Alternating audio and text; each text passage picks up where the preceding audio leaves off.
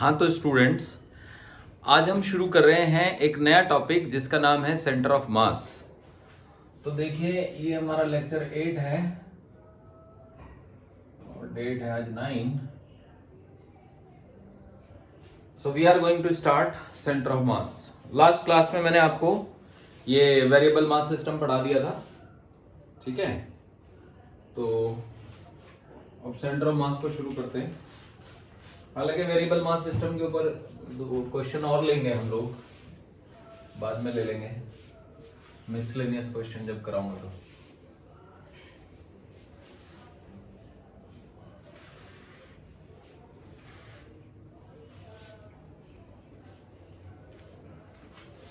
NCERT के हिसाब से ये नया चैप्टर है।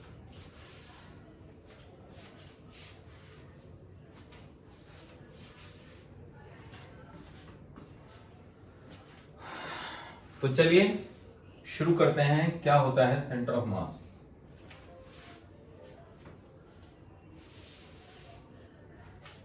देखिए बच्चों, ऐसे समझिए कि जैसे ना, मान लीजिए मुझे इसको बैलेंस करना है। ये कोई ऑब्जेक्ट है जिसको मुझे एक उंगली पे बैलेंस करना है, तो मुझे उंगली कहीं बीच में ही रखनी पड़ेगी ना। ऐसा तो है नहीं कि मैं उंगली कहीं पे भी रख दूं और ये बैलेंस हो जाए। तो एक खास पॉइंट पे उंगली रखनी पड़ती है। तो जिस पॉइंट पे आपको उंगली रखनी पड़ती है उसी पॉइंट को आप सेंटर ऑफ मास कहते हो, ठीक है। तो ये बैलेंस हो नहीं रहा है क्योंकि इसमें लटका हुआ सा पार्ट है ना, थोड़ा फिक्स होगा तो बैलेंस हो जाएगा।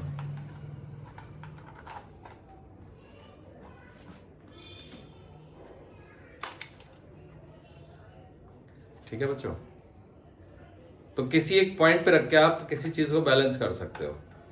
तो वो पॉइंट वो है जिस पॉइंट पे हम इसके सारे वेट को एज्यूम कर सकते हैं। तो maybe I can balance this. ये थोड़ा ठीक सा लग रहा है, हाँ ये बैलेंस हो जा रहा है।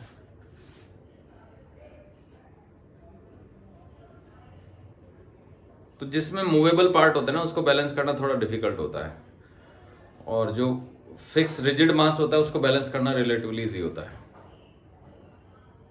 ठीक है, हो गया बैलेंस। तो चलिए डेफिनेशन बता देता हूं मैं। तो centre of mass of the system of particles, system of particles का मतलब है कलेक्शन ऑफ पार्टिकल। एक्चुअली हर चीज कलेक्शन ऑफ पार्टिकल है। जैसे ये है तो ये गत्ते वत्ते का बना हुआ है, तो ये भी कुछ ना पार्टिकल का ही बना हुआ है, तो ये भी एक सिस्टम है। तो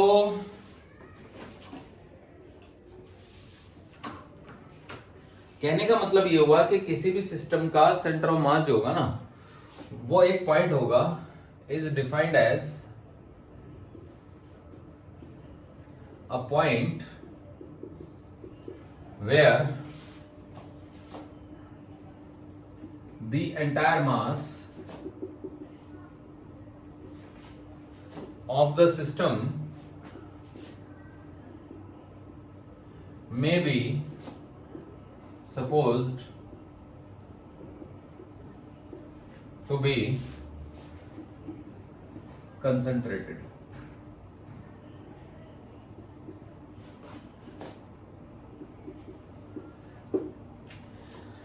सेंटर ऑफ मास एक ऐसा पॉइंट है जहां पे हम सारे मास को कंसंट्रेटेड मान सकते हैं।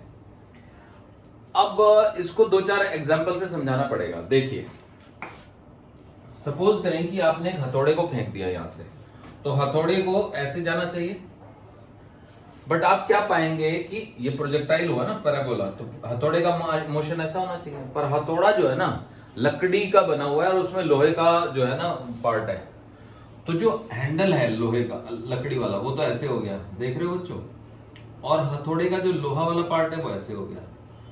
तो लोहा क्योंकि भारी है तो सेंटर ऑफ मास यहां कहीं पड़ेगा।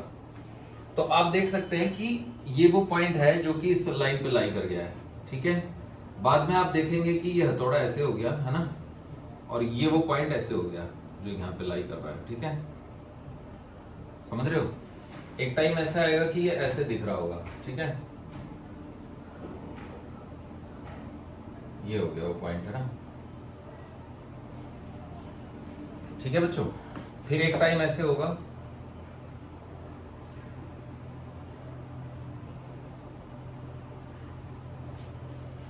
ठीक। तो कभी ना कभी फिर ये ऐसे भी होगा,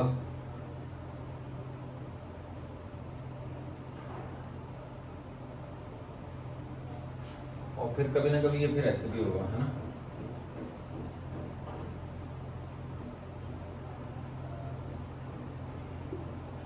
तो ऐसे में डिफरेंट डिफरेंट पोजीशन पे बना सकता हूं हथौड़े का फोटो।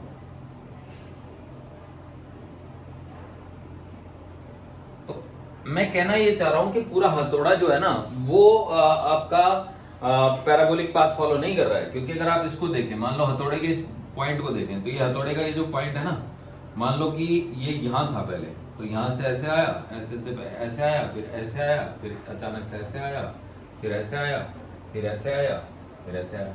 तो आप देख सकते हो कहाँ है ये पैराबोलिक पाथ। बट एक पॉइंट ऐसा है, सिर्फ एक पॉइंट जो कि पैराबोलिक पाथ फॉलो कर रहा है, और वो एक्चुअली सेंटर ऑफ मास है। तो अगर आप किसी बॉडी को जो इरेगुलर शेप की है, जिसमें एक पार्ट हैवी है, एक पार्ट लाइट है, क्योंकि ये लकड़ी है, तो लकड़ी से लाइट पार्ट है ना, तो सेंटर ऑफ मास जो है ना भारी पार्ट के पास होगा। तो वो जो भारी वाला हिस्सा है, मतलब लोहे वाला पार्ट है, वो आपको ऑलमोस्ट पैराबोलिक पाथ में चलता हुआ दिखेगा।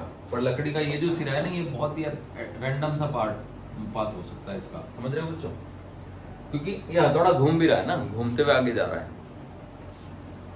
सो होपफुली आपको ये वाला कॉन्सेप्ट समझ आया। अब दूसरा कॉन्सेप्ट बताता हूं मैं सेंटर ऑफ मास का। देखो, जैसे मान लो कि ये एक टेबल है और यहां पे एक रॉड है, तो ये यूनिफॉर्म रॉड है।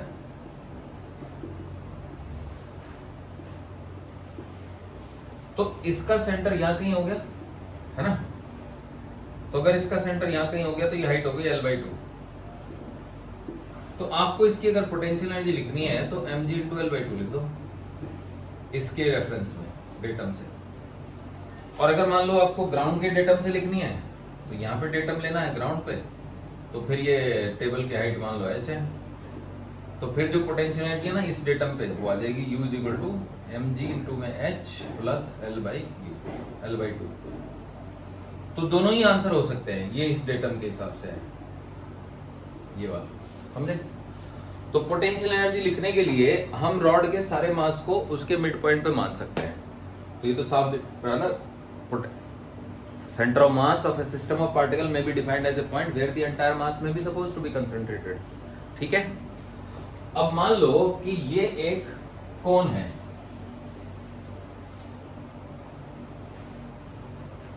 इन्वर्टेड कोन,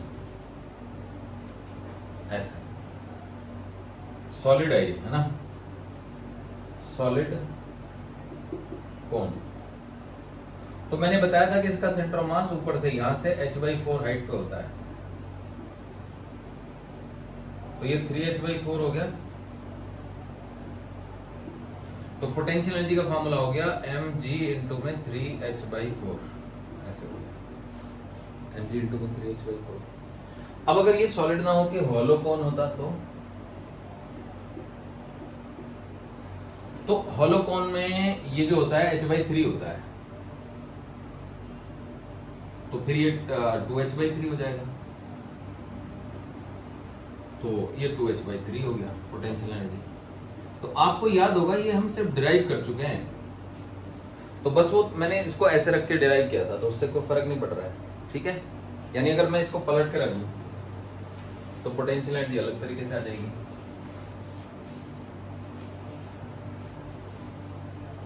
मान लो ऐसे रखा हुआ हो, तो ये सॉलिड कोन है,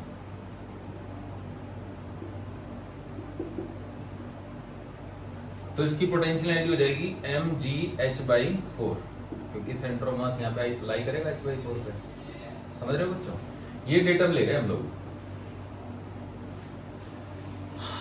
तो अब आप समझ ही सकते हो कि पहले जो है ना 3h/4 थी, अब h/4 है, तो ये इसकी स्टेबल अवस्था है। तो जब पोटेंशियल एनर्जी कम होती है ना, तो सिस्टम ज्यादा स्टेबल होता है। अब अगर ये सॉलिड ना होके हॉलो होता, तो फिर ये h/3 हो जाता। तो ये भी उससे तो कम ही है, मतलब उसमें 2h/3 आया था ना, तो h/3 2h/3 से तो कम ही है ना, तो इसमें भी ये स्टेबल है h/3। समझे बच्चों। सो इन दिस वे आपको शायद समझ आ गया कि सेंटर ऑफ मास होता क्या है। फिर जैसे मान लो कि एक यहां पे ना हॉलो सिलेंडर है, आधा कटा हुआ, हाफ हॉलो सिलेंडर है ना।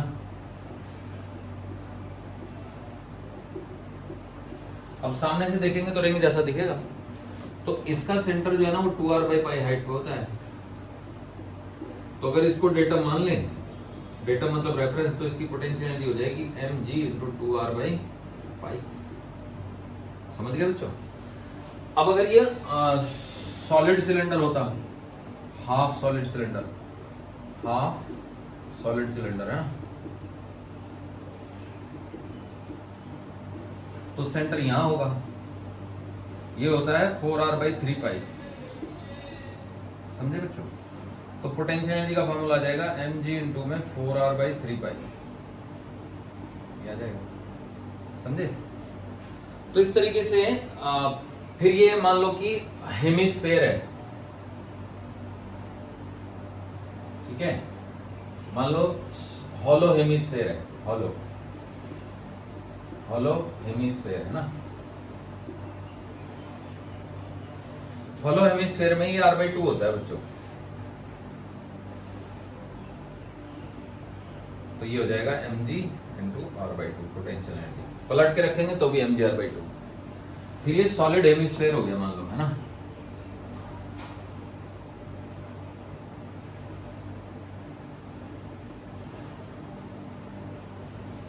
तो सॉलिड हेमिस्फेयर हो गया, तो ये फिर 3r/8 होता है ना, mg इंटू 3r/8। सॉलिड वाले में थोड़ा और ज्यादा नीचे होता है, ठीक है। तो ऐसे करके हमारे बहुत सारे केसेस बन सकते हैं, ठीक है।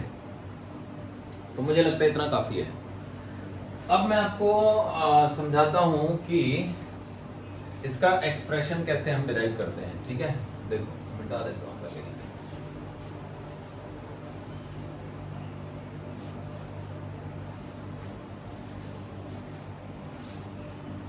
तो मुझे लगता है आपको समझ आ गया कि सेंटर ऑफ मास किसे कहते हैं। तो centre of mass is a point where the entire mass of the system may be supposed to be concentrated, ठीक है। तो देखो बच्चों,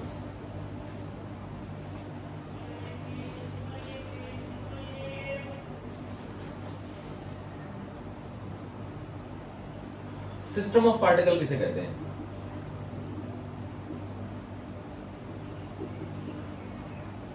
particles, actually it is just a collection of particles।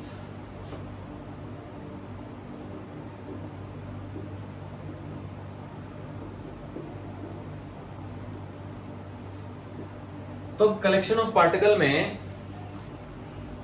क्या होता है, मतलब हर एक चीज कलेक्शन ऑफ पार्टिकल है। Everything is collection of particle, everything.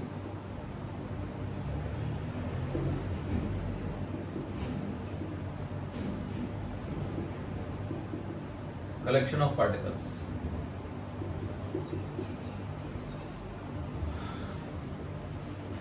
Everything का मतलब है कि जैसे मैंने ये उठा लिया डब्बा, ये भी कलेक्शन ऑफ पार्टिकल है, ये पेन भी कलेक्शन ऑफ पार्टिकल है, पानी की बोतल कलेक्शन ऑफ पार्टिकल है, क्योंकि इसमें प्लास्टिक के पार्टिकल हैं और पानी के पार्टिकल हैं। तो एवरीथिंग इज, मैं खुद भी कलेक्शन ऑफ पार्टिकल हूं, आप भी कलेक्शन ऑफ पार्टिकल है। तो कहने का मतलब ये हुआ, अब ये जो है ना, इसकी शेप आसानी से नहीं बदलती है हालांकि। अगर कोई पत्थर होगा तो उसकी शेप आसानी से नहीं बदलेगी। दो तरह के हो जाएंगे, एक वो जिनकी शेप बिल्कुल भी नहीं बदलती, तो वो तो काल्पनिक है, इमेजिनरी चीज है वो तो उनको रिजिड बॉडीज कहते हैं। तो रिजिड बॉडी का मतलब हुआ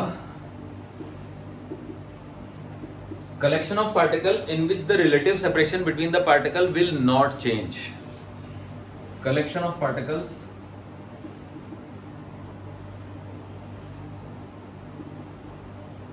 in which relative separation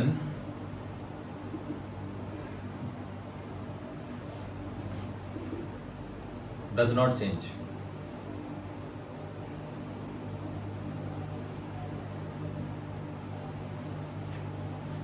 ठीक है बच्चों।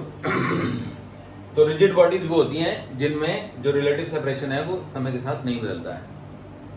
और फिर नॉन रिजिड बॉडी वो होती है जिनमें बदलता है, जैसे पानी की बोतल ही है, तो इसमें मॉलिक्यूलों के बीच का सेपरेशन बदल गया है, देखो मैंने पिचका दिया इसको, बदलता है सेपरेशन, ऐसे हिला दो तो सारा सेपरेशन बदल गया, समझ गए? It is not a rigid body. तो जैसे पत्थर है, वो पत्थर एक रिजिड बॉडी परफेक्टली नहीं है, क्योंकि वो ऐसा नहीं है कि वो कभी टूटेगा ही नहीं, पर एक नॉर्मल थ्रो में नहीं चेंज होगा मॉलिक्यूल के बीच का सेपरेशन, समझे? तो वो परफेक्ट रिजिड नहीं है, बट वो रिजिड बॉडी की कैटेगरी में आ सकता है आराम से, हम उसको समझ सकते हैं कि it is like a rigid body.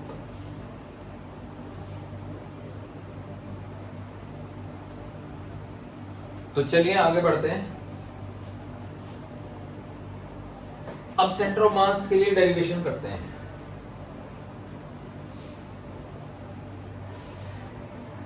देखो बच्चों, सपोज करो कि ये कोई बॉडी है जो रिजिड है या नॉन रिजिड है, या चलो रिजिड बॉडी है, रिजिड बॉडी, तो ये ऐसे रखी है, ये एक्स एक्सिस है, ये वाई एक्सिस है, ये यहाँ पे ऑब्जर्वर की आंख है, वो ऑब्जर्वर देख रहा है इसको, तो ये बनी हुई है बहुत सारे पार्टिकल से, जैसे एक पार्टिकल ये है जिसका मास m1 है, एक पार्टिकल ये है जिसका मास m2 है, ऐसे एक पार्टिकल ये है जिसका मास mn है, तो n पार्टिकल है टोटल। तो जो m1 मास वाला पार्टिकल है उसका पोजीशन वेक्टर r1 है, इसका r2 है और इसका rn है, ठीक है, समझ आया? तो चलिए अब देखते हैं। अब क्या है ना कि इन पे बाहर से भी फोर्सेस लग रहे हैं, ठीक है, तो मान लो कि इस पे बाहर से एक फोर्स लग रहा है F1 और ये लग रहा है F2 और ये लग रहा है आपका Fn, है ना। अब इंटरनल फोर्सेस तो लग ही रहे होंगे, तो जैसे कि M1 है तो M1 पे एक इंटरनल फोर्सेस को मैं अलग से समझा देता हूँ। जैसे F12 स्मॉल f से रिप्रेजेंट कर रहा हूँ मैं इसको, और इसका मतलब है कि क्या कहते हैं, M1 पे M2 के कारण लगने वाला फोर्स, तो इंटरनल फोर्स है obviously, internal force on M1 due to M2। फिर F13 internal force on M1 due to M3, फिर ऐसे ही चलता जाएगा और लास्ट में F1n, ये internal force on M1 due to Mn हो गया। अब F1 का मतलब हुआ external force, external force on M1, है ना। ऐसे ही F2 का मतलब हुआ एक्सटर्नल फोर्स ऑन M2, है ना। फिर ऐसे ही चलता जाएगा, लास्ट में Fn external force on Mn, है ना, समझे बच्चों? अब हम F1 की बात करते हैं।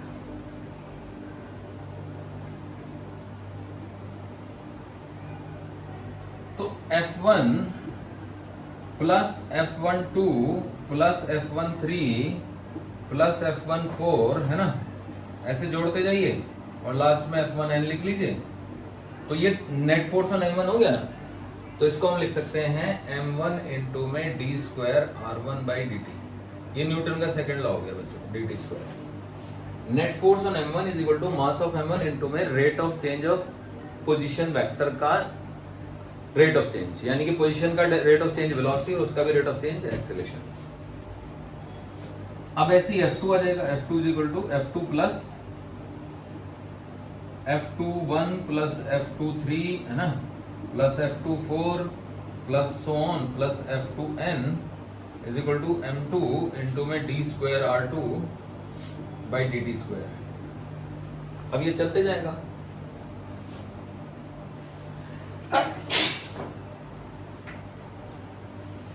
अब ये चलते जाएगा डॉटेड, और लास्ट में आ जाएगा हमारा Fn plus Fn1 plus Fn2, है ना, so is equal to Mn into में d square Rn by dt square. समझ रहे हो बच्चों?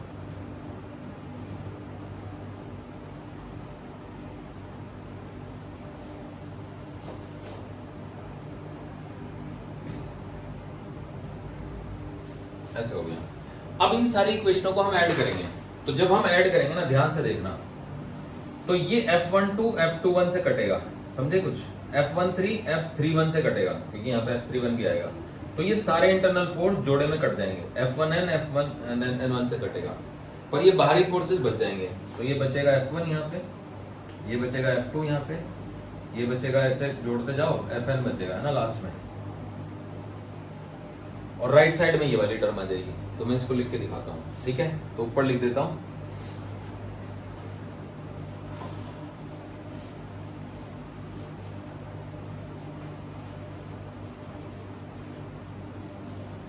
तो देखो जब हम इनको जोड़ेंगे तो हमें क्या मिलेगा, F1 plus F2 plus dot dot dot plus Fn is equal to M1 into में D square R1 by D T square plus M2 into में D square R2 by D T square plus dot dot dot Mn into में D square Rn by D T square, समझे कुछ, ऐसे मिल जाएगा।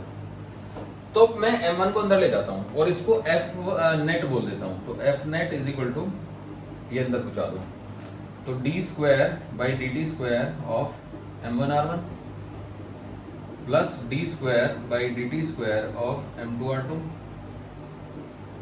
Plus dot dot dot D square by D T square of Mn Rn।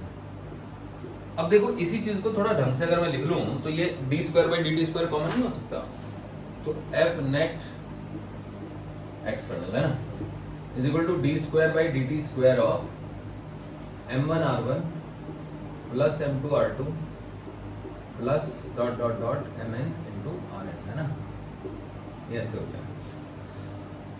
अब एक काम करते हैं, हम M1 plus M2 plus M3 से मल्टीप्लाई और उसी से डिवाइड कर देते हैं, तो ये हो गया F net external is equal to M1 plus M2 plus dot dot dot Mn से मल्टीप्लाई किया और D square by D T square of M1 R1 plus M2 R2 plus dot dot dot Mn Rn, है ना,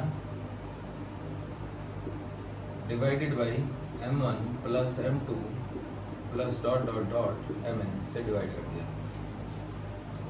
तो अब आप देख सकते हो कि ऊपर जो है वो मास और रेडियस का प्रोडक्ट है, नीचे मास है, मतलब मास और पोजीशन वेक्टर का प्रोडक्ट, तो मास इनटू पोजीशन वेक्टर के प्रोडक्ट से डायमेंशन ml आएगी, नीचे m कट जाएगा तो l आ जाएगी, मतलब ये एक लेंथ है बेसिकली, तो लेंथ का डेरिवेटिव है, तो अगर ये लेंथ है तो क्यों ना मैं इसको r बोल दूं, मतलब rcm बोल दूं, लेट कर लेता हूं मैं, लेट rc भी बोल दिया बस, चलो rc is equal to M1 R1 plus M2 R2 plus dot dot dot Mn Rn, है ना, divided by M1 plus M2 plus dot dot dot Mn।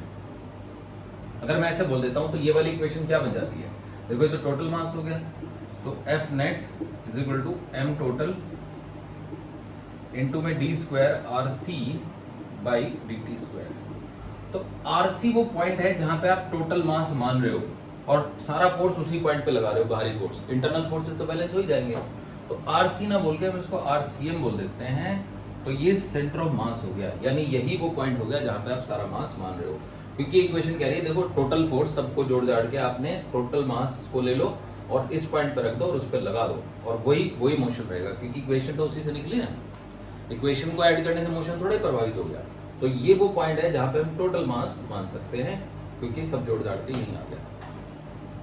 तो होपफुली आप समझ गए बच्चों कि सेंटर ऑफ मास वो पॉइंट है जहां पे हम टोटल मास मान सकते हैं, है नहीं, मान सकते हैं बस। तो आरसीएम की जो डेफिनेशन है, मतलब जो ये फार्मूला है, इसको हम शॉर्ट में ऐसे लिख सकते हैं, summation M I into R I goes from 1 to n divided by summation M I goes from 1 to n, ठीक है।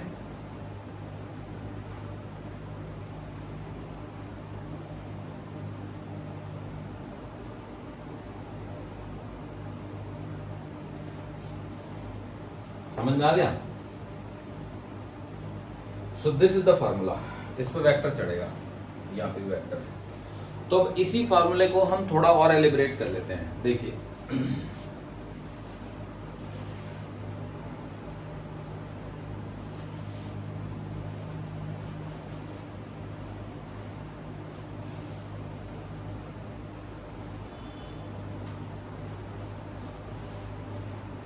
देखो बच्चों, थोड़ा और एलिब्रेट करेंगे इस फॉर्मूले को।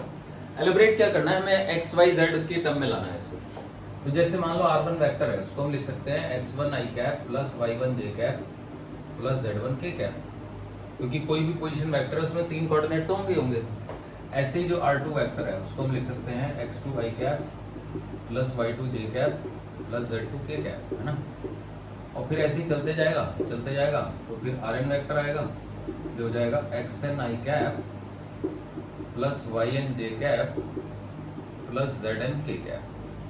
अब जो RCM था तो उसमें भी हम ऐसे लिख सकते हैं XCM i cap plus YCM j cap plus ZCM k cap, है ना। तो आप जान लो बच्चों कि XCM का मतलब है x coordinate of centre of mass, YCM का मतलब है y coordinate of centre of मास, और ZCM का मतलब है z coordinate of centre of मास। ठीक है, तो इस तरीके से हम ये कोऑर्डिनेट्स निकाल लेते हैं।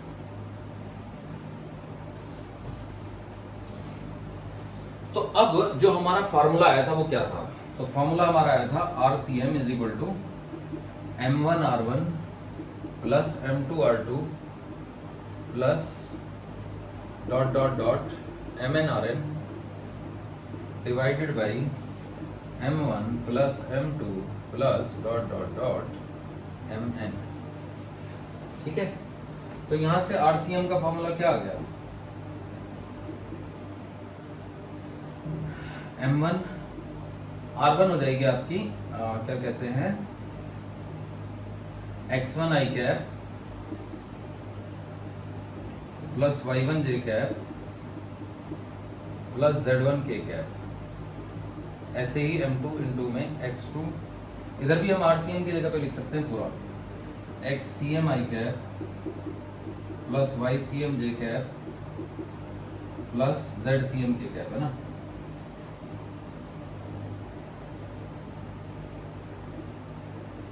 इज इक्वल टू, तो M2 इंटू में x2 i cap plus y2 j cap plus z2 k cap, है ना। और प्लस ऐसे जोड़ते जाएंगे, तो जोड़ते जोड़ते ये आ जाएगा Mn इंटू में xn i cap plus yn j cap plus zn k cap, है ना। अब divide by what, divide by M1 plus M2 plus M3 तो नहीं लिख रहे, बस डॉट डॉट डॉट Mn, है ना। अब देखो इधर जो है ना i का कोफिशिएंट जो भी आएगा और इधर के i के कोफिशिएंट को हमें मैच करना पड़ेगा। तो इधर i का कोफिशिएंट आएगा क्या, तो उसके लिए मैं ऊपर लिख रहा हूँ, ठीक है, ध्यान दीजिएगा i का कोफिशिएंट क्या आएगा। तो देखो ये तो हुआ XCM इंटू में i cap plus YCM into में j cap plus ZCM into में k कैप, और ऊपर i का कोफिशिएंट क्या आएगा, देखो i के साथ x1 m1 है, m1 x1 है, m2 x2 भी है और mn xn भी है। तो m1 x1 plus m2 x2 plus dot dot dot mn into xn, है ना, ब्रैकेट में i कैप। फिर j के साथ देखो m1 y1 है और m2 y2 है, तो plus m1 y1 plus m2 y2 plus dot dot dot mn into yn into में j कैप, है ना, प्लस अब लास्ट में z बचेगा m1 z1 plus m2 z2 plus dot dot dot mn into zn into में k cap, है ना। और नीचे क्या आएगा, नीचे तो m1 plus m2 plus dot dot dot mn ही आएगा, है ना। तो अब i के कोफिशिएंट को i के कोफिशिएंट से कंपेयर करना होता है। तो देखो ये डिनोमिनेटर तो इसके नीचे भी आएगा, इसके नीचे भी आएगा, इसके नीचे भी आएगा, तीनों के नीचे आएगा ये तो आप चाहो तो ऐसे भी लिख सकते हो ज्यादा स्मार्टली, है ना। Divide by m1 plus m2 plus m3 plus mn, है ना, divide by m1 plus m2 plus mn divide by m1 plus m2 plus mn, है ना, ऐसे भी लिख सकते हो। तो अगर आपने ऐसे लिख दिया तो आप देख सकते हो कि एक्सीएम जो है वो इधर आई का कोएफिशिएंट है और इधर जो आई का कोएफिशिएंट है वो ये है। तो ये हो गया m1 x1 plus m2 x2 plus dot dot dot mn into xn divided by m1 plus m2 plus dot dot dot mn। ऐसे ही इधर j का कोएफिशिएंट ycm है और इधर j का कोएफिशिएंट ये है। तो ycm is equal to m1 y1 plus m2 y2 plus dot dot dot mn into yn divided by m1 plus m2 plus dot dot dot mn। सही है। ऐसे फिर ZCM भी आएगा लास्ट में। तो देखिए बच्चों ZCM m1 z1 plus m2 z2 plus dot dot dot mn into zn divided by m1 plus m2 plus dot dot dot mn, ऐसे ठीक है। सो अब इसी को शॉर्ट में लिख सकता हूं मैं ऐसे, शॉर्ट में xcm is equal to summation mi xi I goes from 1 to n divided by summation mi I goes from 1 to n। ऐसे ही ycm हो जाएगा summation I goes from 1 to n mi yi divided by summation mi and I goes from 1 to n। और ZCM क्या हो जाएगा? ZCM हो जाएगा जी summation mi I goes from 1 to n summation I goes from 1 to n mi into zi। तो आप देख सकते हो ये छोटे छोटे फॉर्मूले हैं, ये याद करने आसान है। तो इसको मैं बॉक्स में डाल देता हूँ, है ना। ये एक हो गया, ये दूसरा हो गया, है ना, तो ये तीसरा हो गया। तो होपफुली आप लोग समझ गए। तो इस तरीके से हमने एक्सीएम, वाईसीएम और जेडसीएम के फॉर्मूले डिराइव कर दिए। तो चलिए आगे बढ़ते हैं, अब कुछ क्वेश्चंस करते हैं, ठीक है बच्चों। देखिए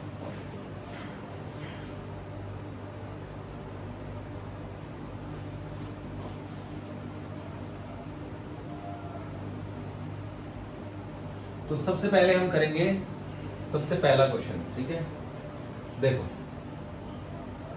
मान लो कि ये एक पार्टिकल है जिसका मास m1 है और ये एक पार्टिकल है जिसका मास m2 है। ये a पे रखा है, ये b पे रखा है। इसका पोजीशन वेक्टर है r1, है ना, इसका पोजीशन वेक्टर है r2 और ये दोनों को ज्वाइन करने वाली लाइन है। तो अगर हमें xcm चाहिए, नहीं xcm क्यों, rcm ही निकालते हैं। तो देखो बच्चों rcm जो आएगा, rcm वेक्टर वो आएगा m1 into r1 plus m2 into r2 divided by m1 plus m2।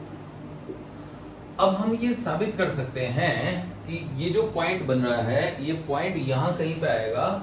मान लो ये यहाँ पे आ गया C पॉइंट, और ये वाला जो होगा ना, ये वेक्टर rcm होगा।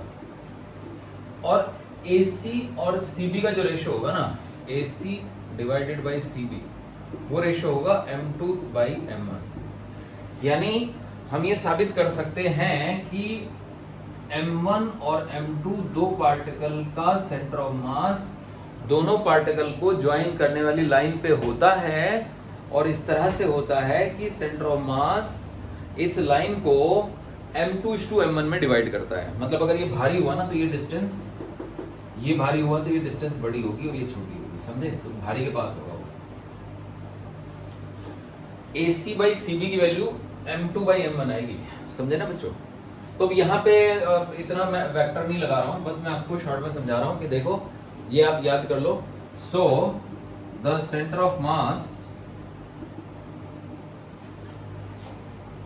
Of a system of two particles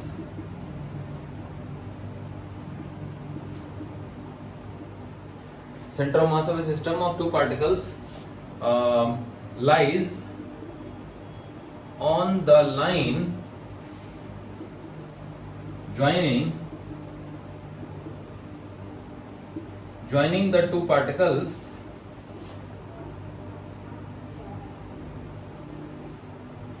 and divides the line joining them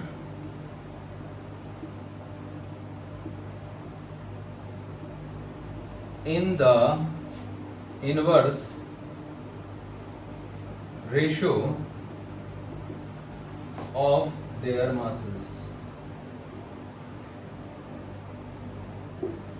In the inverse ratio of their masses, ये ज्वाइन करेगा। समझ आया कुछ नहीं? तो अब इसको मैं थोड़ा सिंप्लीफाइड वर्जन में पढ़ा देता हूं। अभी तो फिलहाल आपको ये लाइन याद करनी है। The centre of mass of the system of two particle lies on the line joining the two particles and divides the line in the inverse ratio of their masses. Their की spelling जो है वो शायद ये आएगा THEIR, ठीक है। तो चलिए अब यही दोनों मासेस मैं यहां पे रख के बता देता हूं आपको।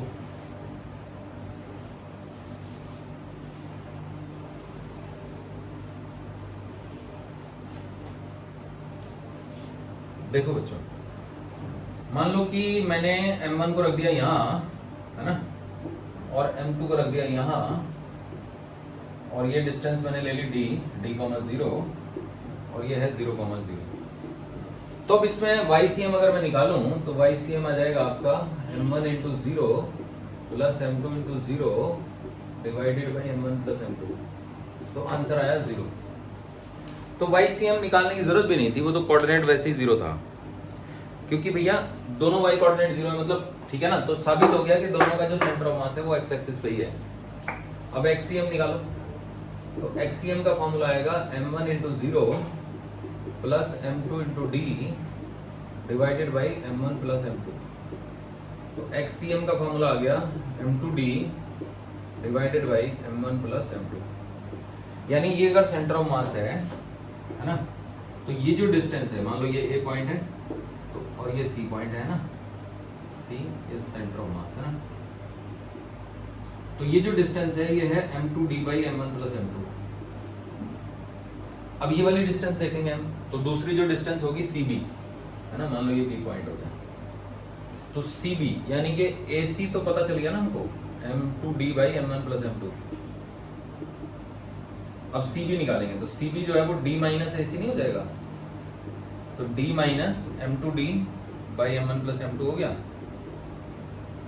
अब LCM ले लेंगे तो ये हो गया M1D प्लस M2D, तो M2D कट जाएगा, तो बचेगा यहाँ से M1D divided by M1 plus M2। तो ये वाली डिस्टेंस हो गई बच्चों M1D divided by M1 plus M2।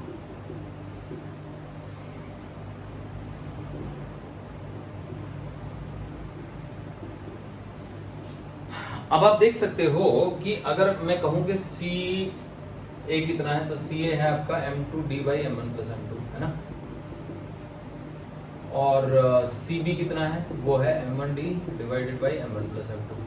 तो अगर मैं दोनों को डिवाइड कर दूं, तो डिवाइड करूंगा तो CA by CB is equal to M2 by M1। ऐसे नहीं आ जाएगा? आ जाएगा। तो मैं कह रहा था ना कि जो C पॉइंट है वो AB को इनके मासेस के इनवर्स रेशियो में डिवाइड करेगा। आई होप आप समझ गए। और आप देख सकते हो कि जो सेंटर ऑफ मास है वो x एक्सिस पे लाई कर रहा है, तो इसका मतलब दोनों को ज्वाइन करने वाली लाइन पे लाई करेगा और उस लाइन को उसके इनवर्स रेशियो में डिवाइड करेगा मासेस से।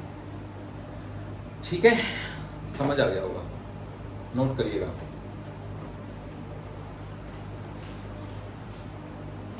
अब आगे बढ़ते हैं, देखिए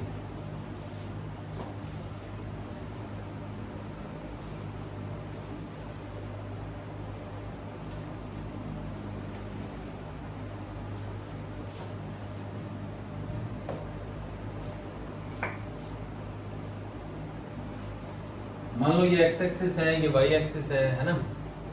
तो हमारे पास एक सिस्टम है जिसमें 4 पार्टिकल हैं, तो ये एक पार्टिकल है जिसका मास है 1 kg मान लो, ये एक पार्टिकल है जिसका मास है 4 kg मान लो, है ना,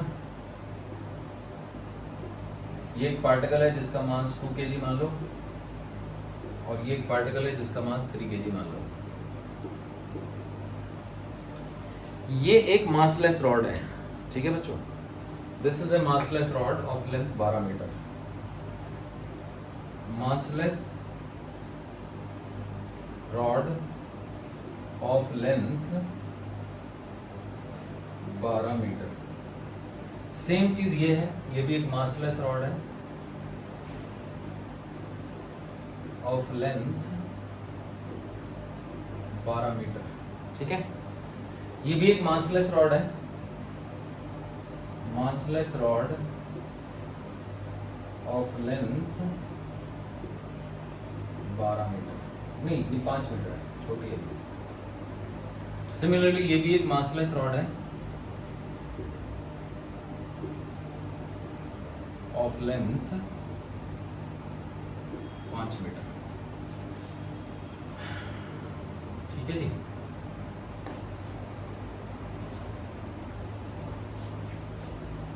ऐसे हो गया जी।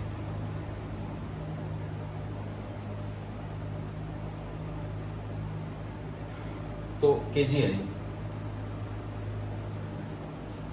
तो अब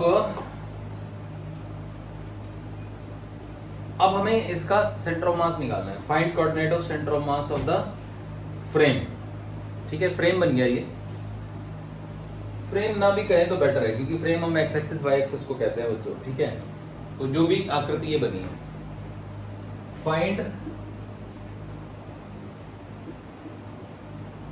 कोऑर्डिनेट्स ऑफ सेंटर ऑफ मास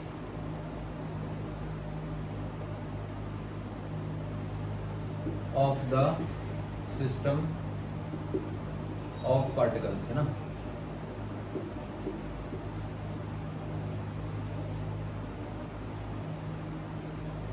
तो ये जो पार्टिकल्स का सिस्टम बन गया, इसके सेंटर ऑफ मास के कोऑर्डिनेट बताओ। तो अब देखो, जो ये 1 kg वाला पार्टिकल है ना, इसको हमने 0,0 मान लेना है, क्योंकि मैंने ये y एक्सिस और x एक्सिस का इंटरसेक्शन दिखा दिया। इसके कोऑर्डिनेट हो गए 12,0, 12 मीटर, 0 एक्चुअली। इसके कोऑर्डिनेट हो गए आपके 12,0, इसके कोऑर्डिनेट हो गए 12 मीटर, 5 मीटर, इसके कोऑर्डिनेट हो गए 0,5 मीटर, ओके। तो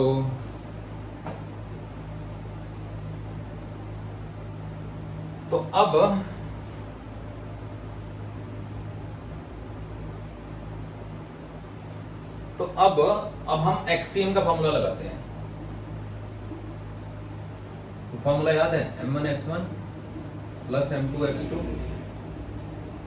plus m3x3 plus m4x4 divided by m1 plus m2 plus m3 plus m4, ये होता है, ठीक है।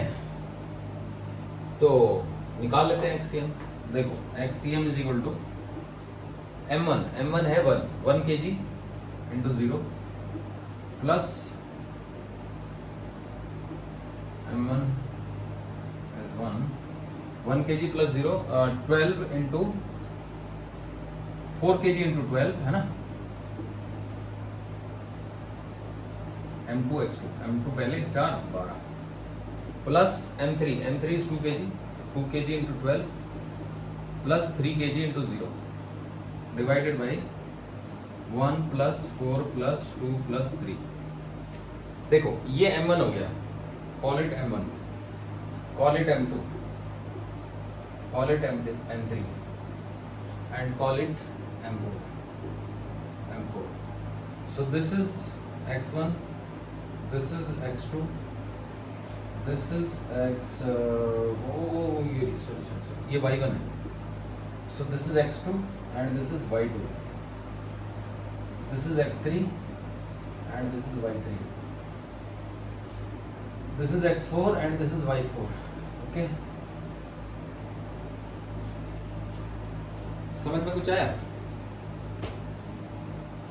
तो बस वैल्यू डाल देंगे, तो एक्सीएम की वैल्यू आ जाएगी 0 + 48 + 24 + 0 डिवाइड बाई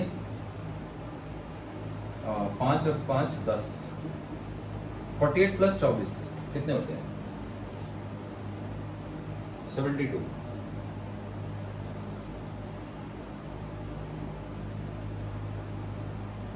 तो ये हो गया 72/10, 7.2। तो एक्सीएम की वैल्यू आ गई बच्चों 7.2 मीटर। ठीक है, जो भी आएगा उसमें क्या टेंशन है, कोई टेंशन की बात ही नहीं है, जो आएगा सो आएगा। अब वाईसीएम निकालते हैं, तो देखिए वाईसीएम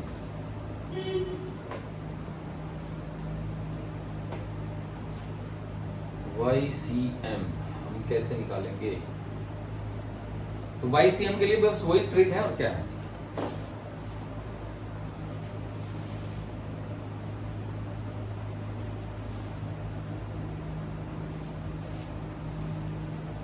तो YCM is M1Y1 plus M2Y2 plus M3Y3 plus M4Y4 divided by M1 plus M2 plus M3 plus M4। तो M1 is 1, तो 1 into 0 plus 4 into 0 plus 2 into 5 plus 3 into 5 divided by 1 plus 4 plus 2 plus 3। तो ये हो गया 10 और ये हो गया 15, 25, 25/10। So it is 2.5 metre. समझ गए बच्चों? तो इस तरीके से हमारा क्या कहते हैं, एक्सीएम और वाईसीएम निकल गए। अब इसकी एक और ट्रिक है, शॉर्ट ट्रिक, वो बताता हूं मैं आपको। देखो,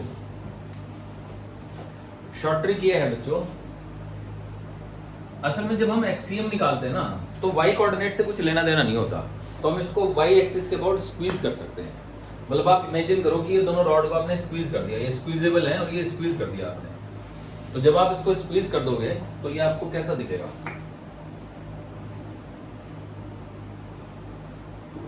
स्क्वीज कर दिया आपने इसको ऐसे, यूं, ठीक है।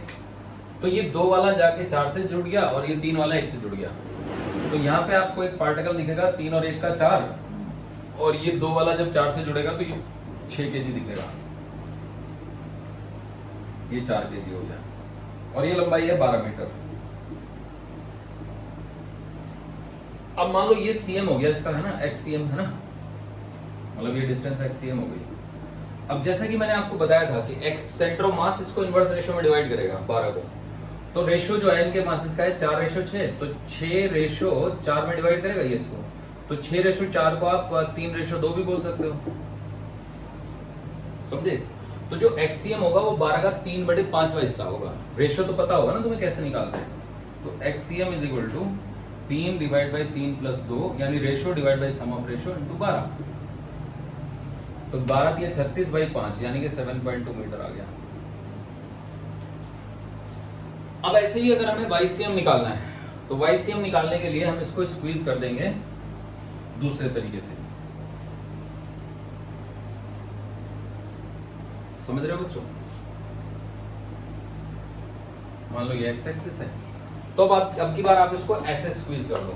तो जब आप इसको ऐसे स्क्वीज करोगे तो 3 2 के साथ मिलेगा, एक जो है वो 4 के साथ मिलेगा। जब 3 2 के साथ मिलेगा तो ये 5 kg का बन जाएगा, और ये भी 5 ही kg बन जाएगा, ठीक है ना। तो अब ये जो डिस्टेंस हुई है 5 मीटर हुई, तो अब जो वाईसीएम होगा, है ना, वो इस तरह से होगा कि ये वाली जो डिस्टेंस है और ये वाली जो डिस्टेंस है उसमें रेशियो 5:5 हो जाए। तो 5:5 का मतलब 1:1 हो गया ना ये। तो किसी भी चीज को जब आप ऐसे लिखो तो 1:1, सही है, गर्दन को टेढ़ी करके पढ़ लो आप, 1:1। तो जब आप 1:1 में किसी चीज को डिवाइड करोगे तो 1:1 में डिवाइड करने का तो मतलब आधा आधा होता है ना। तो 5 का आधा जो है वो 2.5 हो गया, तो वाईसीएम जो है वो 2.5 मीटर हो गया। तो वाईसीएम 2.5 आ गया और एक्सीएम 7.2 आ गया। तो मुझे लगता है आप ये समझ गए होंगे, ठीक है बच्चों। So in this way we have calculated the centre of mass of the system. तो चलिए आगे बढ़ते हैं। और अब एक थोड़ा सा चेंज कर देते हैं इसमें। मान लो मैं 1 kg को यहाँ ले आऊँ, ठीक है, 2 kg को यहाँ और 1 kg को यहाँ ले आऊँ। अब बताओ क्या आएंगे y कोऑर्डिनेट। तो अब जब आप स्क्वीज करोगे तो यहाँ पे तो हो जाएगा 4 kg और यहाँ पे हो जाएगा आपका 6 kg। तो अब जो रेशियो रहेगी वो क्या रहेगी, मासेस का रेशियो रहेगा 4:6 यानी 2:3। तो ये जो रेशियो रहेगी वो रहेगी 2 मतलब मासेस का रेशियो है 3:2, तो ये 2:3 हो जाएगा। समझे बच्चों?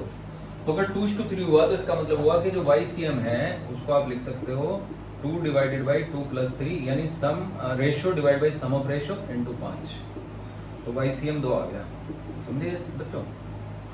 अब XCM निकालते हैं। तो देखो XCM जब हम निकालेंगे तो जब हम इसको स्क्वीज कर देंगे ऐसे, स्क्वीज का मतलब है चिपका दो इसको, है ना। तो यहाँ पे कितना हो गया, ये 3 है, ये 2 है, 5 kg हो गया यहाँ पे, 5 kg। अब ये 1 है और ये 4 है, ये भी 5 kg हो गया, ठीक है। तो कुल मिला के ये डिस्टेंस कितनी है, ये 12 है। तो सेंटर ऑफ मास जो है वो 1:1 में डिवाइड नहीं करेगा, तो 1:1 में डिवाइड करने वाली चीज 6 मीटर इधर हो जाएगा, 6 मीटर इधर हो जाएगा। समझे कि नहीं? तो x coordinate of centre of मास 6 आ जाएगा। सो XCM will be 6 and YCM will be 2। आया था ना? तो आप इसको कैलकुलेट करके देख लो, उस वाले फॉर्मूले से आपके दोनों आंसर मैच हो जाएंगे। समझे बच्चों? तो मुझे लगता है आपको ये समझ आ गया होगा। तो चलिए अब आगे बढ़ते हैं और क्वेश्चन बदल देते हैं।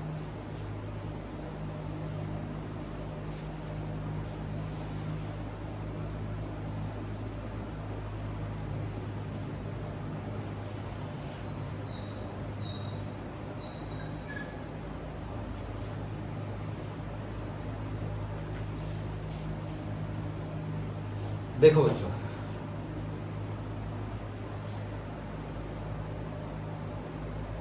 अब की बार कोई पार्टिकल नहीं है, बस ये ना रॉड है। तो दिस इज अ रॉड जो कि एक यूनिफॉर्म रॉड है।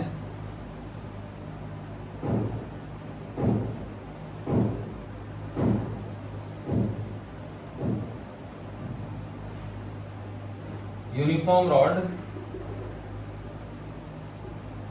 ऑफ लेंथ 24 मीटर है। चलो ऐसी फिर एक और रॉड ये है,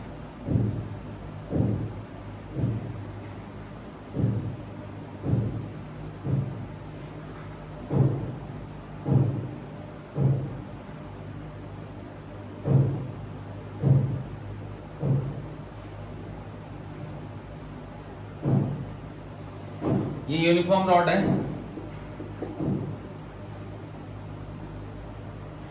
ऑफ लेंथ 10 मीटर, ठीक है। ऐसी एक और रॉड है यहाँ पे,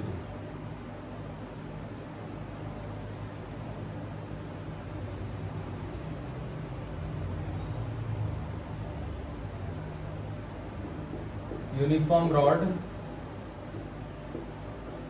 ऑफ लेंथ 12 मीटर। यहाँ पे भी एक रॉड है। चलो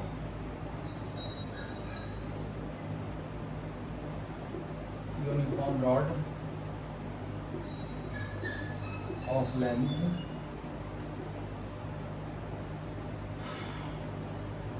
यू कैन से 10 मीटर।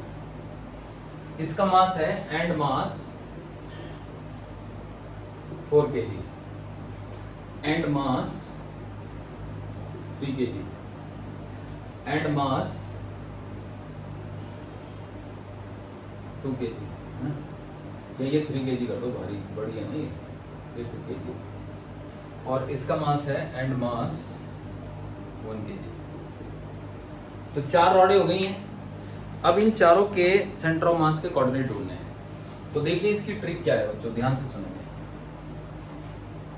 तो ट्रिक ये है कि जब आपको इस रॉड के सेंटर ऑफ मास के कोऑर्डिनेट ढूंढने हैं ना, नीचे वाली के, तो नीचे वाली रॉड 24 मीटर की है। तो आप कह सकते हो कि सर सारा मास इसका जो है ना, ये 3 kg मास है। आप यहाँ पे मान लीजिए और ये 12 मीटर हो गया, 12 मीटर पे, है ना। ऐसे ही इसमें जो 2 kg मास है ना, वो आप यहाँ पे मान लीजिए, जो कि 5 मीटर का हो गया। अब ध्यान से सुनो, यहाँ से 5 है और यहाँ से 24 भी तो है। ऐसे ही यहाँ पे मास मान लीजिए इसका 4 kg, है ना, तो ये 2 kg हो गया। ये मान रहे हैं, ये 4 kg हो गया और ये डिस्टेंस हो गई 12 मीटर। समझ रहे हो बच्चों? ऐसे फिर यहाँ पे मान लीजिए, ये 1 kg मान लीजिए यहाँ पे आप, है ना, और ये 5 मीटर हो गया। समझ गए? तो अब आपको इन रॉडों को 4 पार्टिकल से रिप्लेस करना होगा। ये 1 kg का हो गया, ये आपका 12 kg का हो गया, है ना, नहीं 3 kg का हो गया, ये 12 मीटर की डिस्टेंस हो गई, है ना, ये 5 मीटर की हो गई। फिर यहाँ पे एक मास मानना पड़ेगा जो कि 2 kg का है। अब ये जो डिस्टेंस है ना, ये वाली, ये 5 मीटर है, और ये जो डिस्टेंस है ना, ये 24 मीटर है। समझे? ऐसे ही फिर यहाँ पे मानना पड़ेगा एक, है ना, इसके जस्ट ऊपर। तो ये डिस्टेंस 10 मीटर है ना, और ये डिस्टेंस 12 मीटर है। थोड़ा नीचे ही मान लो, है ना, ये 12 मीटर है। कितने केजी का है ये? 4 केजी का। अब देखो, एक टर्म होती है जिसको हम कहते हैं कोऑर्डिनेट्स, तो हम इसके कोऑर्डिनेट शो कर देते हैं।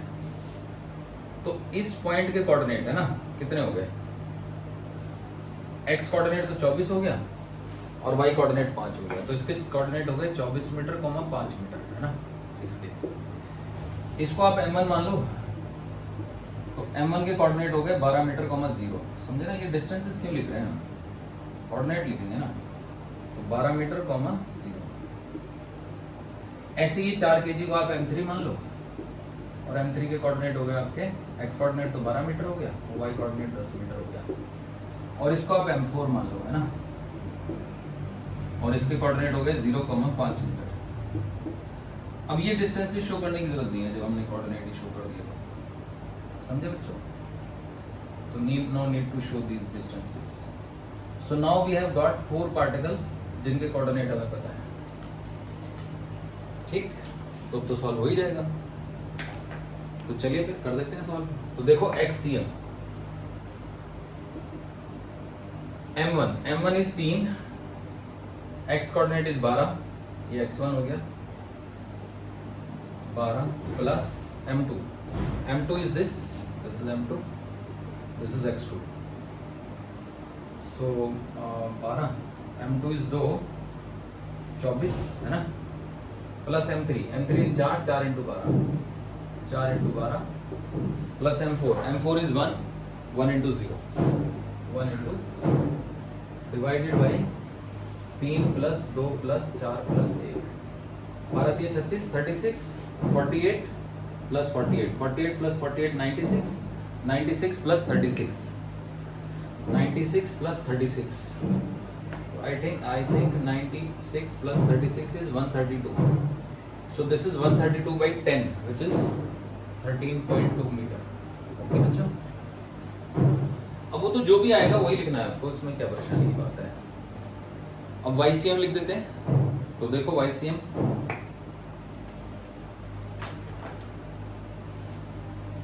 यहीं पे लिख देता हूँ, देखो YCM M1 is 3 and Y1 is 0, तो 3 into 0, M2 is 2 into 5 plus M3 is 4 into 10 plus M4 is 1 into 5, ठीक है, divided by total mass 3 plus 2 plus 4 plus 1, तो ये हो गया 10, ये हो गया 40 और ये हो गया 5, तो 50 55 बाई 10 5.5 आ गया जी। So this is 5.5 metre. तो ऐसे करके हमारे सेंटर ऑफ मास के कोऑर्डिनेट आ गए। समझ गए बच्चों? तो इस तरीके से हम सेंटर ऑफ मास के कोऑर्डिनेट निकाल सकते हैं। चाहे तो इनको भी स्क्वीज कर सकते हैं, ऐसी कोई बात नहीं है बस, लेकिन स्क्वीज करने पे भी हमें ना टोटल मिला के 2 पार्टिकल नहीं मिलेंगे, 3 मिलेंगे, क्योंकि ये रॉड स्क्वीज होके यहाँ आ जाएगी, ये रॉड स्क्वीज होके यहाँ आ जाएगी, ये यहाँ आ जाएगा, ठीक है ना। तो स्क्वीज अगर मैं करूँगा तो फिर 3 पार्टिकल मिलेंगे मुझे। तो चलिए आप खुद ट्राई कीजिएगा इस क्विज वाले मेथड से। ठीक है, नेक्स्ट क्लास में और आगे पढ़ेंगे हम।